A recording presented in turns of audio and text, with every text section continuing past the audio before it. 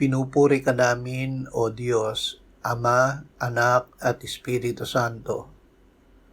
Salamat, Ama, na ibinigay mo sa amin si Jesus na iyong anak, na namatay para sa aming kasalanan, iyong muling binuhay, iniakyat at iniluklok sa iyong kanan sa langit.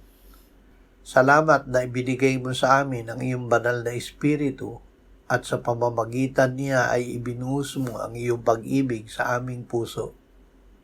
Salamat na dahil kay Kristo, kami ay tunay na makaiibig sa iyo at sa aming kapwa ng iyong pag-ibig na inilagak mo sa aming puso. Amen.